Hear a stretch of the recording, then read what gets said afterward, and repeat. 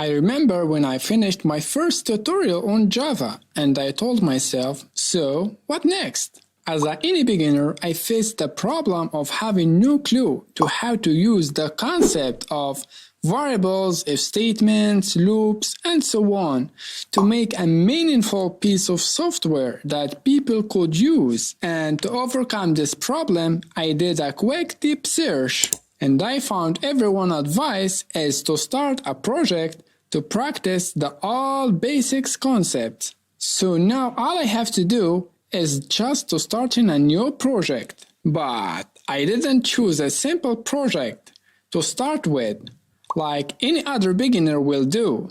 Something like a calculator or quiz list or even a bit advanced project.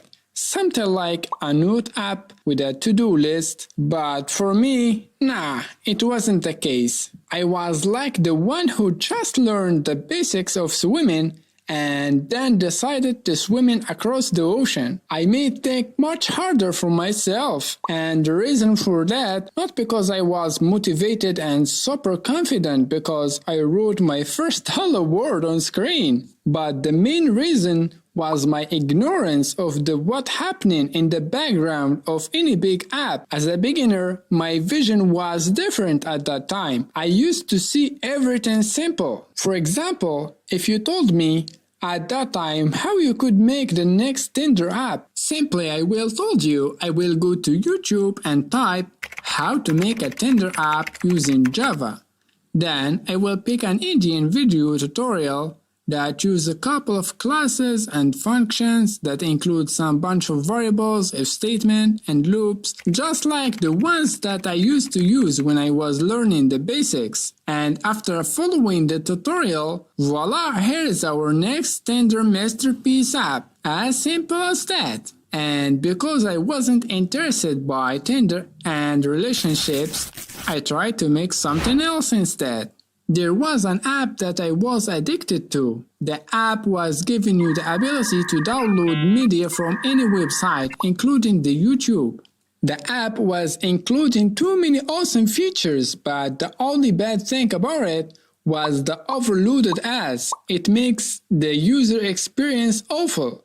So I decided to make my own without any ads and share it with my friends and feel proud. And day by day, I started realizing that I was wrong and had no idea about how to make this app. Also, I fell into a hell of errors that I couldn't know how to deal with. I was suffering so badly to find my way.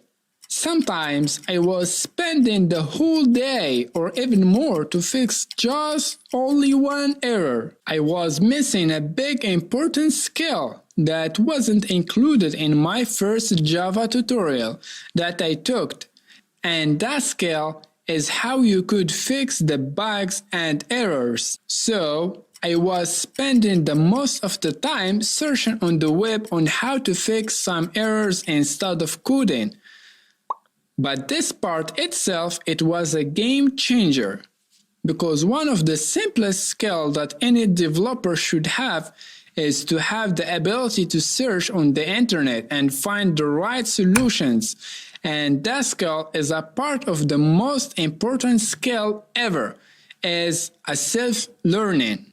Without self-learning, you couldn't be a developer or anything else, because technology always change, and to stay always updated, you have to be a self-learner. And that will be needed every time, from searching for how to use a new technology on your project until digging into a library documentation to figure out the right way to use it. And the role that the self-learning play in my case, when I just started working on my project app, I had no idea on how to deal with anything like HTTP request or how to store data locally, or any other advanced concept like multi-threading, asynchronous, and so on, without mentioning the concept of clean code and design pattern. And because I was taking the app project straight serious, I was working on it full time, more than 8 hours per day, and rarely when I took a day off. Over time, the code started becoming bigger and bigger, and everything were random. I was following no pattern to organize my code, and that caused me a lot of headache. The project became like a maze. It became harder to keep working on it.